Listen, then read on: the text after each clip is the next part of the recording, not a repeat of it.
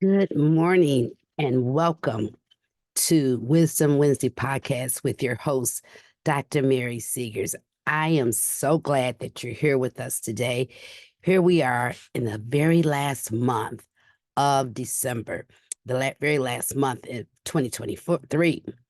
And so the question I have for you is, what will you leave behind as we close out this year? In fact, there's 25 more days left in 2023. And what will you embrace and welcome in 2024? I want to officially welcome you to the Wisdom Wednesday podcast. Today is Wednesday, December the 6th, 2023. And before we get in our discussion, you know the drill. Grab your coffee cup, water, or perhaps you want orange juice or tea, and join in on the conversation. I tell you, podcast audience, I am so excited because here we are, the very last month of this year. What happened to the time, right? It just flew by. Birthday came and gone, and now here we are at the very last month. And I also have some great news for you. Typically, we will always have our Wisdom Wednesday podcast on the first and third Wednesday of every month. But for this month in December, the very last month of this year, we will meet every Wednesday. We'll meet next week on the 13th, the following week, the 20th of December, and then the very last Wednesday of the year, December the 27th. I will have a panel of guests and various guests to come and share their wisdom and their experience and their expertise, what they are leaving behind in 2023 and what they're going to embrace and embark upon in 2024. I know it sounds so easy, just forget it and do it. But no, it takes much, much more than that. It takes a concerted effort to say, you know what? 2023 was epic. It was wonderful. It's a year we'll never see again. And things that didn't benefit me or things that was not kosher for me, things that was not helping me, I'm going to leave those things behind as we close out on December 31st of this year. So as we approach the end of 2023, it's a perfect time to stop and reflect on what you want to leave behind. Sometimes we so used to just doing things that we always do, and it's just part of our makeup. It's part of who we are. It's part of our DNA, right? Because we've done it. We could do it in our sleep. But this is what I'm referring to is something that it doesn't add value to you, is no longer giving you joy, pleasure. So it's time to cut it off. It's really time to cut it off. Maybe it's a habit, a bad habit that's holding you back, and sometimes we say, well, I'm used to it now. I'll get through it. I'll muddle through it. I'll do it. Or perhaps it's our mindset. I'm very keen on the mindset that's limiting your potential. And I call those kind of mindsets a very limited and negative mindset. You've grown up always hearing, you're not going to do more than what you're doing now. You ought to be glad with what you got. I mean, that's the limited mindset. But we need what I'm referring to is what I'm calling an abundant mindset. So you can reach the sky and you can do some things that you never thought you can dream of or doing. And so you have to make sure if those mindsets that you have, those old way of thinking, has caused you to be very limited and very blocked in a box. It's time to put that thing behind you. Is it easy? Of course not. It's going to take a concerted effort to make sure that you're going to do it. You may need to hire a coach. New Direction Coaching, which is my coaching company. We are accepting new clients, and I know my team can help you to develop your abundant mindset and to do the things that you always desire to do. So think about that for 2024. Now, for me, the habit that I said I'm going to leave behind in 2023 on December 31st, 2023, is saying yes and overcommitting myself. I know I can do things. I roll up my sleeves and I get involved and I enjoy helping people. I enjoy doing things with my family and friends and my clients. But I realize I can overextend myself. Anybody know what I'm talking about? And so I said 2023 if I only time I can say yes to something in 2024, it's gotta line up with my goals, with my values, with my standards, and with my, um with what I want to do. Because when I say yes, and then I have to sometime go back and regret and try to walk backwards and say, Can we rescind? Can I rescind taking my yes back?" So I'm gonna make sure that if it doesn't align up with my goals, if it doesn't align up with my values or my standards, my principles, my moral buckets, my moral conduct, if it doesn't align up with that, the answer is gonna have to be no, no, and no. And I know no is a complete sentence. I don't have to say, no, I'm sorry, because it's not aligning with who I am. And so, can I encourage you, whatever it is, leave it behind in 2023, because in 2024, we got to be robust. We got to be vigilant. We've got to make sure that we're doing the things that we were called to do before the foundation of the world. So you agree to do that with me. And when I say leave things behind, I'm not only just talking about things. Sometimes you may have to leave people behind in 2023. I know that's a hard pill to swallow sometimes, right? They're my best bud, but are they adding value to your life? Are they really true people who want to see you do the best? Are those people really your true friends, your true family members? So sometimes you have to leave people behind, because as you're growing and stretching and reaching for new things, sometimes people can hinder you from doing those things. I know, because I had that experience. I'm sure we all can relate to that. But making that concerted effort, I've got to go beyond this. And so I love them. I can love them from a distance, but I cannot have them in my circle of influence.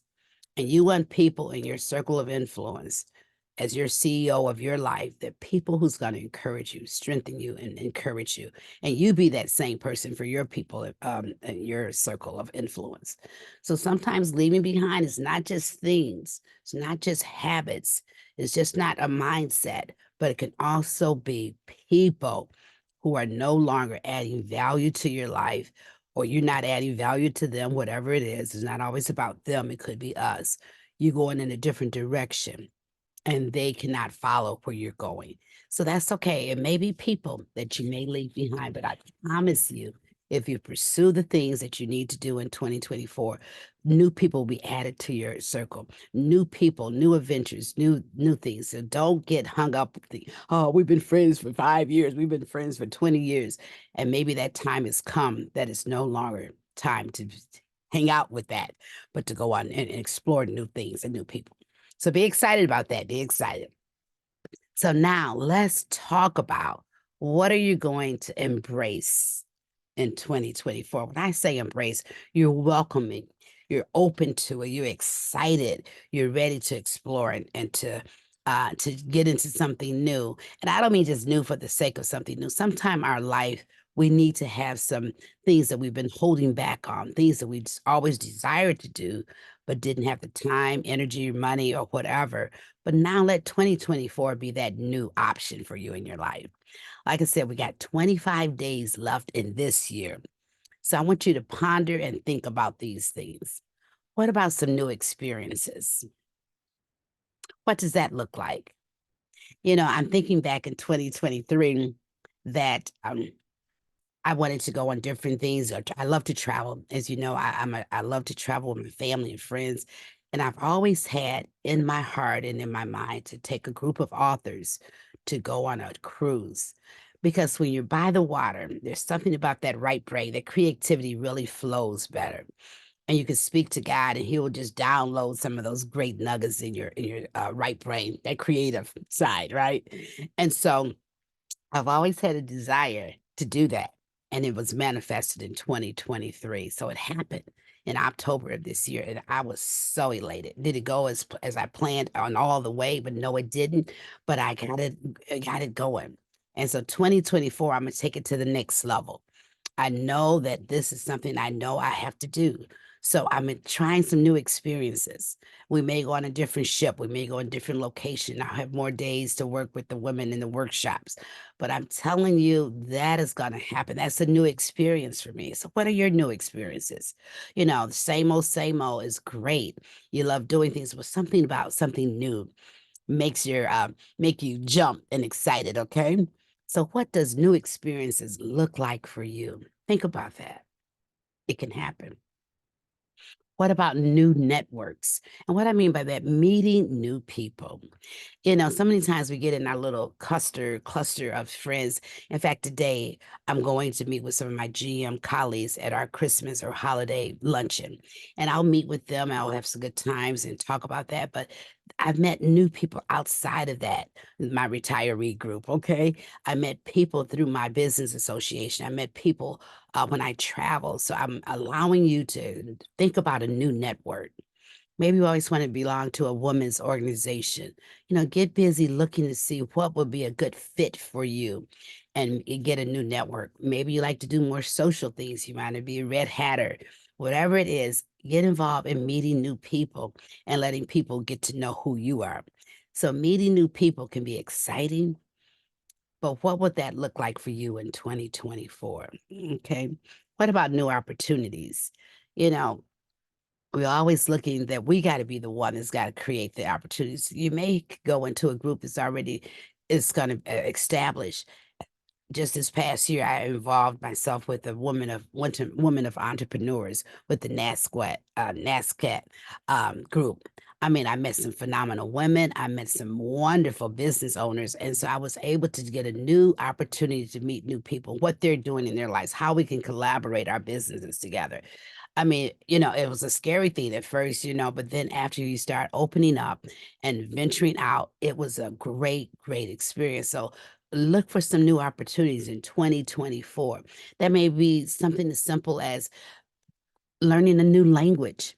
If you plan on going to Spain or wherever you're going to go, you may want to take up speaking Spanish or whatever. You may go to Italy. I mean, whatever you want to do, think of some new opportunities that you've never done before. And I promise you, it'll open up your mind and open up your thinking. It really will, because it's something new that you never experienced, something you always probably wanted to do and just didn't want to do. Now, for me, a new thing I'm going to be embracing in 2024 is what I'm calling mindful decision making. And what I mean by that, I want to ensure that every commitment that I make, that it's gonna align up with my goals, my values. So it's kind of pretty much about not overbooking myself and overcommitting myself. So I want to be some mindful thinking, mindful decision making, ponder, pray about it, make sure this is something I need to do. Because otherwise, you like me, I like to just get excited, get involved. But really, embracing new things will allow you to really see something that you've never done before. So it's just adding new things. It's not just about adding new things to our lives. Sometimes it's about unlearning old ways so that you can have space in your mind and so that you can be able to learn new things or relearning new things. And I got this concept about unlearning things is very complicated, very difficult because we're so programmed that this is the way we've done it. And so to unlearn some things, it takes, again, a concerted effort. I don't want to do that anymore. And yeah, and sometimes you may need assistance, you may need a coach, you may need a mentor, you may need someone to talk you through that, because unlearning can be sometimes it's more harder than learning something new. Remember when you're learning a new bike, how to ride a bike, you're trying and you're going, but to unlearn some things is just as difficult as learning a new thing. So be open to say, I will unlearn that. I will get that out of my memory bank because it's no longer serving me to my good. It's not adding value to my life. And so that when you think of it like that, you can be able to know that you're open for new things. You're open to do new things and make sure that it's going to benefit you and not so much. Sometimes we do things to please other people or to make other people happy, and that's fine. And we do have a responsibility to our loved ones and our friends, our clients. But sometimes we forget about yourself, so look in the mirror and say, well, is this benefiting me?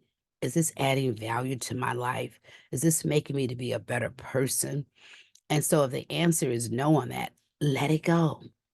Just let it go. If it's not adding value to your life, it's time to replace it with something else that's going to add value to your life. Okay. And I'm saying all these things as if it's one, two, three, easy, but it's not. But like I said, it's going to have to be making sure that you are committed to making that change. You are committed to open up to new opportunities, right? And so as I'm thinking now, what I'm going to unlearn in 2024, I had to learn the ideal that being busy equals being productive. And I know for a long time it's not that, but you get busy and you're thinking I'm doing something, but I want to make sure that I'm being productive in everything that I'm doing. So I'm learning the value that quality over quantity. I may not do as many projects as I wanted to do just to be busy, just to say I'm doing it. I don't make sure that it's quality time that I'm spending with that and to focus on. So you don't want to just say I'm ticked it. I've done it. I've done it. You want to make sure that it's going to be something that you're going to enjoy doing. Okay. I know I'm rambling a little bit, but I want to make sure that you understand what I'm saying. Leave things in 2023 that is not adding any value to you. It's not profiting you. It's not good for you. Sometimes toxic relationship, toxic people need to get out of your life in 2024. Leave it behind. Love them from a distance. Pray for them. Always the Bible says pray for people. Pray for your enemies. So pray for them, but keep your life moving on track to do what you need to do. So as we wrap up, I want to encourage you to really take time in these next 25 days and listen to the podcast with my guests as they share what they're going to leave behind. But I want you to reflect on what you want to release in 2023. Is it a hard pill? Some it may be. Some it may be easy peasy. But you need to release some things so you can do the things you need to do in 2024. And what you want to embrace as the new year approaches us. Sooner than we know, it's coming up. So remember this: every end is a new beginning. So when you think you're ending something, you're starting anew with something else. So be encouraged, be excited. Listen to all of the episodes that's coming on the following weeks because you will find out that people are leaving things behind in 2023 that you can relate to. It will resonate with you. Yeah, I need to do that. I need to stop playing games. I need to stop, being negative. I need to stop talking about people, whatever it is. And then know that 2024 is the new horizon, and I'm not saying making new resolutions.